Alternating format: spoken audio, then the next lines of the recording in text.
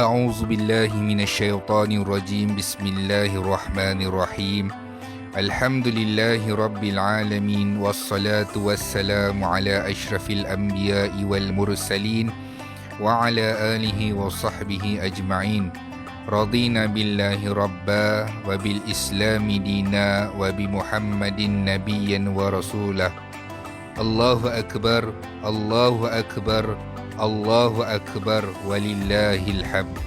Alhamdulillah, bersyukur kepada Allah Subhanahu wa taala kerana dengan limpah dan kurnianya kita semua selesai menjalani ibadah puasa dalam bulan Ramadan ini. Apa yang perlu kita lihat di dalam bulan Ramadan yang lepas? Yang pertamanya adalah bagaimana dengan sahur kita? Adakah sahur kita di dalam bulan Ramadan yang lepas kita bangun penuh bersahur dan melambatkan sahur dengan sempurna? Kalau kita tidak lagi meninggalkan sahur, pujilah Allah dengan ucapan Alhamdulillah, kerana Allah telah memberikan hidayah untuk kita istiqamah dalam ibadah tersebut. Kemudian kita lihat macam mana dengan tarawih kita. Macam mana dengan solat tarawih kita? Adakah kita konsisten melakukan tarawih tanpa meninggalkannya? Dan adakah kita bermula daripada awal Ramadan sehingga akhir Ramadan kita belum pernah meninggalkan tarawih? Maka pujilah Allah. Sebab apa? Allah telah memberikan hidayah untuk kita melakukan ibadah itu. Lihat, hisaplah amalan kita sendiri. Masing-masing boleh tengok macam mana dengan bacaan Quran kita, sedekah kita, solat kita adakah di awal waktu, dan bagi orang lelaki adakah dia solat di masjid. Semak perkara ini. Kalau kita konsisten berterusan dalam perkara tersebut di dalam bulan Ramadan, maka pujilah Allah. Dan para sahabat radhiyallahu anhum, setelah habis bulan Ramadan, dalam beberapa bulan setelah Ramadan, mereka bermunajat kepada Allah. Bermunajat untuk apa? Untuk mereka meminta kepada Allah, Ya Allah, terimalah amal ibadah kami dalam bulan Ramadan. Siapa yang tentukan kita buat semua perkara itu? Solat kita, sedekah kita, puasa kita diterima oleh Allah. Jadi mintalah pada Allah supaya Allah terima dengan ibadah kita yang banyak kekurangan, banyak lompong, banyak kita berangan, dalam solat kita berangan. Maka mintalah pada Allah, Ya Allah, terimalah ibadah kami di dalam bulan Ramadan. Sebab apa?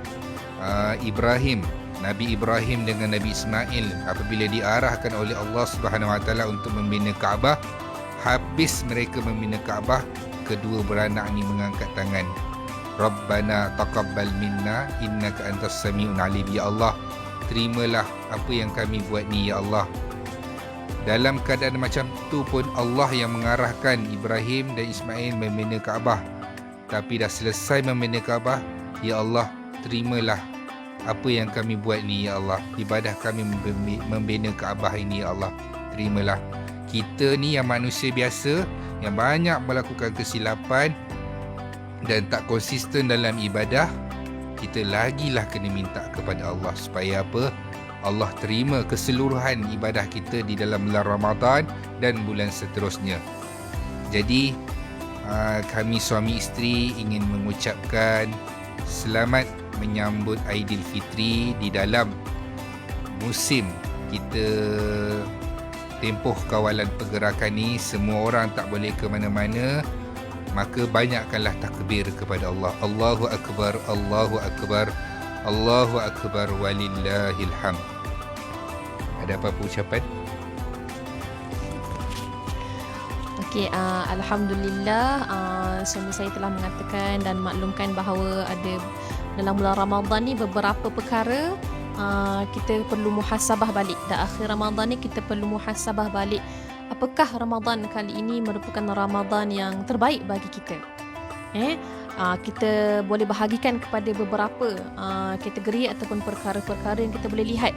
ataupun kita boleh buat sebagai checklist kita. Yang pertama, sebagaimana yang kita tahu dan maklum, masuk di bulan Ramadan, okey, kita akan ada solat sunat tarawih. Okey, solat sunat tarawih. Semua yang kedua, kita tengok bacaan Al-Quran kita. Kemudian yang ketiga, kita tengok okey, sedekah kita. Kemudian yang keempat, okey, ibadah fardu kita, adakah kita menunaikannya di awal waktu. Okey, sebagai contoh solat di awal waktu. Jadi kita boleh buat checklist kita dan kita sama-sama muhasabah diri, dan kami juga sama-sama muhasabah diri. Okey, adakah ini Ramadan yang terbaik buat kami suami dan isteri dan satu keluarga. Okey, dan tak lama lagi besok kita dah nak raya. Ya, besok kita dah nak raya. Kita raya dengan norma baharu, di mana norma baharu ni kita mendidik kita ataupun mentarbiah kita supaya kita bersederhana. Kita bersederhana dalam menyambut sambutan Syawal kita pada kali ini. Dah 2 kali dah kita merayakan Syawal dalam bentuk norma baharu, dalam suasana norma baharu. Okey, jadi kalau dalam bahasa Arab, okey, kita selitkan dalam bahasa Arab, selamat Hari Raya Aidilfitri ni dalam bahasa Arab biasanya kita panggil Aidun Sa'id ataupun Aidun Mubarak.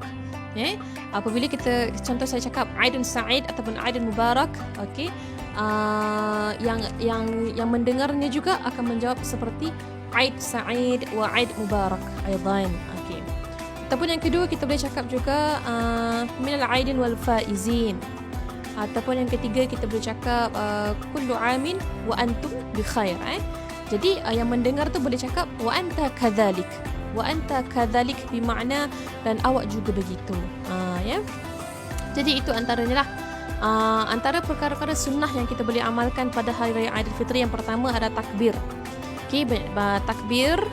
Lepas tu yang kedua tajammul. Tajammul ni bermakna berhias-hiasan. Okey, di mana tajammul ni kita bagi pada dua, ar-rijal dengan an-nisa. Di mana kalau ar-rijal ni Rasulullah sallallahu alaihi wasallam ni dia akan pakai ajmala thiyabuhu. Ajmala thiyabuhu bermakna yang paling cantik pakaiannya. Biasanya Rasulullah pakai jubbah. Jubbah macam inilah, jubbah ya. Manakala bagi an-nisa ataupun wanita pula, kita perlu memakai pakaian yang paling penting adalah menutup aurat. Okey, menutup aurat. Itu yang terbaik lah ya. Jadi selain itu ziarah menziarahi, okey, tetapi memandangkan kita PKP ni kita tidak boleh menziarahi. Okey, jadi rasanya itu saja. Okay, semoga ini adalah Ramadan yang terbaik untuk diri kita, dan berdoa, sama-sama berdoa semoga kita akan berjumpa lagi Ramadan pada akan datang. Okey, Mak Fauzi. Alhamdulillah, dalam musim PKP ini, selain daripada kita meraihkan Aidilfitri, yang pertamanya kita kena saling bermaaf-maafan. Bermaaf-maafan maknanya antara kelebihannya adalah orang yang memberi maaf, dan orang yang memaafkan ni sangatlah hebat di sisi Allah Subhanahu Wa Taala. Sebab apa? Memberi maaf ni adalah perkara yang susah, dan orang yang ingin memohon maaf pun adalah perkara yang susah. Jadi perkara yang susah ni lah kita kena berlapang dada di dalam menyambut Syawal ni. Maafkan semua orang yang ada di sekeliling kita, dan kita juga meminta maaf kepada orang yang banyak kita melakukan kesilapan di sekeliling kita. Dan dalam masa yang sama, kita juga mendoakan sahabat Muslim kita yang berada di Al-Aqsa, iaitu di Palestin, di mana mereka sekarang sedang berjuang. Kita pun sebenarnya sedang berjuang juga. Berjuang dari segi apa? Menahan nafsu kita dalam meraihkan Aidilfitri kali ini. Bersederhana. Ujian kita sangat sedikit kalau nak dibezakan dengan ujian penduduk-penduduk Palestin sana yang sangat susah. Mereka daripada Ramadan ke luar Ramadan ke tetap berjuang dan bersusah payah.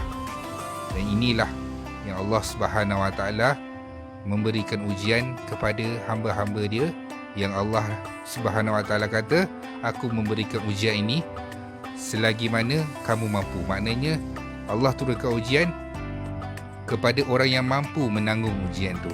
Jadi kalau kita rasa tidak mampu dengan ujian dalam sambutan raya ni, istighfar banyak-banyak. Semoga Allah kuatkan hati kita. Itu saja dari saya. Ada yang terakhir? Ucapkan selamat hari raya. Okay, kami suami isteri Muhammad Fauzi bin Jaafar dan Saya Nurul Hadijah binti Muhammad ingin mengucapkan Selamat Hari Raya Aidilfitri. Maaf zahir dan batin. Assalamualaikum. Minal aidin wal faizin. Kullu amin wa antum bi khair. Masya Allah.